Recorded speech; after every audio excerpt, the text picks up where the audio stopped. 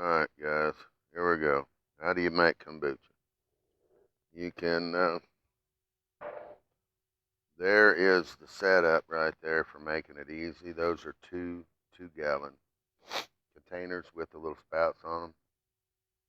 On the back of the spout is that stainless steel paint strainer from Graco. That's 1/2 inch threaded there. And there is the jar that you're looking at here. You can get that at Walmart for less than 20 bucks.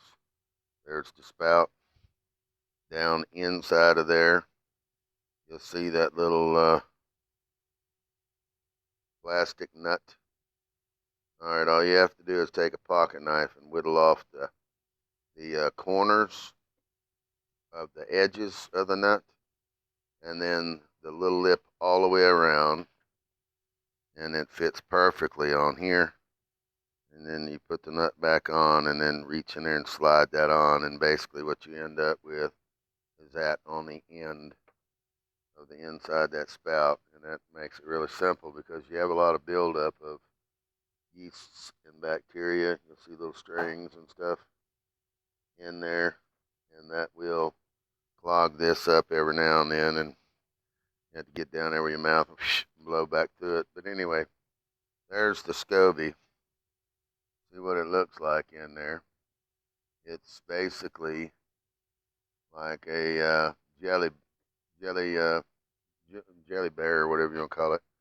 And we just keep you can see the dates about every 3 days or so. We're swapping it out. This is what you call a continuous brew.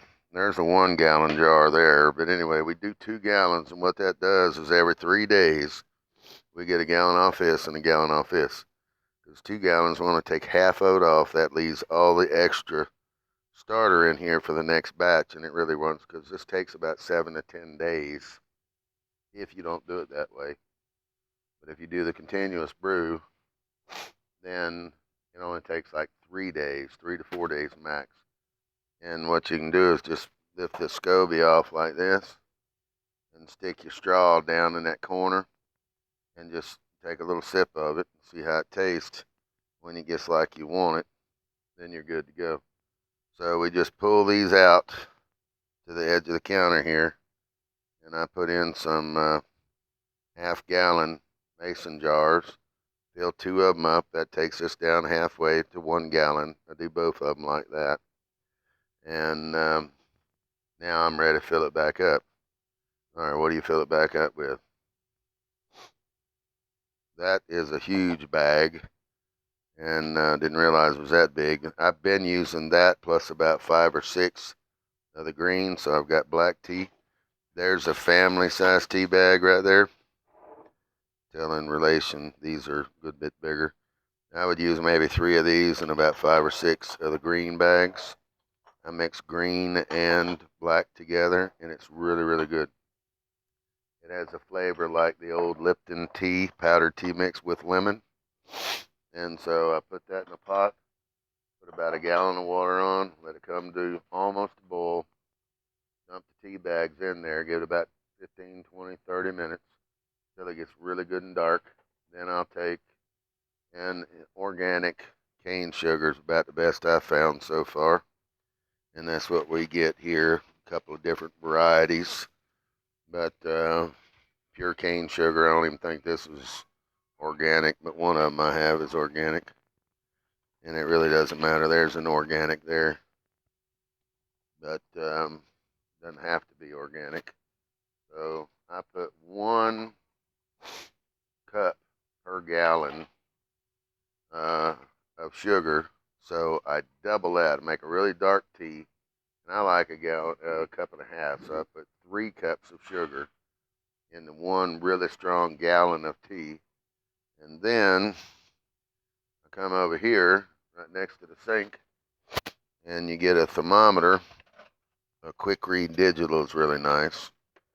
So I have this device here, and it works pretty quickly, pretty fast. And so what I do is I just stick that probe down in there, and about half of cold water and half of the hot water and anything under 90 degrees. This was water kefir. I've never changed that. So that was 68, 78. The kombucha, need to keep it under 90 degrees. So once I get it, so I'm diluting the 1 gallon of tea, the very strong tea, to 2 gallons. And that gives me a gallon and a gallon each. And then if you disturb the SCOBY and you push it down, it'll make another one. No sense in doing that. So I just take, this is an automotive funnel, and it's been cut off and cleaned it up, brand new. And I just stick it down in there and stick it down in there sideways. Let's see how let me pull this out a little bit. Stick it down there sideways so it gets up underneath, and that's how I fill it up. And just go ahead and fill it up all the way. And I just alternate one, then the other one, then the other one, then the other. And then when you get down to the very end, if there's any left, extra, and I usually bring it up right to the top like that and get both of them done, and that's it. You're done. So just let it sit there. And you can tell, now we've gotten busy, so there's a couple of them that aren't 3 days apiece. We let it go as long as 5 or 6 days, if I remember right. And it really doesn't matter. So the taste doesn't change that much. So it's not something that you can't walk off and leave. If you leave it for a good while, it gets stronger. You just have to dilute it. All right. SCOBYs, you can make a bunch of them. And if you disrupt the SCOBY, and sometimes it'll sink to the bottom, it doesn't matter. It'll turn around and make another one. And you can see that every time, now here's a little SCOBY starter here. And this is one, I need to fill this up, put a little bit more starter fluid in it. And basically what that is just some leftover tea. But when it sits in here a long time, it gets really strong. So it has a vinegary taste. And when I fill this up, that liquid right there is strong enough. And you can see all the multiple SCOBYs in there. That's because it picked up, moved the jar around. The SCOBY sank, and the water got on top of it. And then it turns around and makes another SCOBY. What is a SCOBY? Symbiotic culture of bacteria and yeast. All right, and so this actually the fermentation process goes from a aerobic to an anaerobic ferment. So initially, when you first start, it has no way to seal off the air, and then as it builds a SCOBY, and sometimes in a gallon container like this, it'd take up to 10 days to 14 days. And once you get the SCOBY in there, you just might as well just keep. But if you like the SCOBYs, you can grind them up and throw them in your garden. You can do all kind of stuff. It'll keep making them. And I've had SCOBYs before in my SCOBY hotels that were that thick. And you can take them and grind them up, mix fruit with them, and put them in a dehydrator. Just don't get one of the dehydrators real hot. Get one that's around 80 degrees or so, and you can make some pretty awesome probiotic fruit wraps like that. But anyway, that's how you do your SCOBY. So if you just use a 1 gallon and you don't use the spout, and you don't do what they call a continuous brew, you get a 1 gallon container. You put 1 cup or a cup and a half of sugar, make your tea. Put your starter in. If you get a starter from me, it's going to be good and strong. You put the whole pint in there, and it'll have at least one little small SCOBY. You don't need more than one for sure. It's just taking up space. I'll probably pull these out before I sell it to somebody or give it to somebody, and put some extra starter fluid in it. I got 2 1-gallon SCOBY hotels that I fill these up with. And anyway, you just take that, dump it in your gallon jar, and then fill it up the rest of the way with tea, and put your little coffee filter on top of it. And you can put a rubber band around it if you want to, but you see that doesn't have one, and nothing happens to it. You're not going to get bacteria growing in it because it's acidic. And anyway, so just dump that in your gallon, fill it up with sweet tea, and when you start from scratch like that, with 1 gallon, with 2 cups of starter, and I don't know why people don't send you more starter. They'll send you all the SCOBYs you want, but they don't send you enough starter. But It'll take about 7 to 10 days to make the first good batch of kombucha. Then you pull your SCOBY out, lay it in a plate, pour all your tea out, save about 2 cups of starter and your SCOBY, and then fill the jar back up with tea, leaving room, or put this in there. Make sure it doesn't get over 90 degrees. Pour your 2 cups of starter back in, which is finished kombucha for you, back in your jar. Drop your SCOBY back in and make it. And that's non-continuous brew, but it'll take you about 7 to 10 days to make a batch like that. The value of doing it like this is you leave a half a gallon in there, and that's a half a gallon starter for a gallon of liquid versus 2 cups of starter per gallon. You can see why it works faster. It's up to you how you do that. Doesn't make any difference. Depends on the volume that you drink.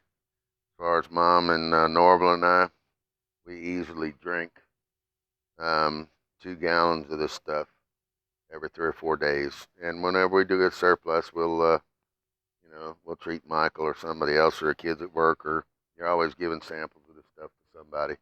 But anyway, if you got some for me, this is a very, very good tasting. I hadn't let anybody taste this yet. Didn't say, wow, that's good for you. You know what I mean? So there you guys go. That's how you do kombucha. I got another video on how you do the milk kefir. There it is right there, 2-quart mason jars sitting with the ring and the coffee filter, just like this one is right here. And that makes 2 quarts or a half a gallon of kombucha of milk kefir every 24 hours.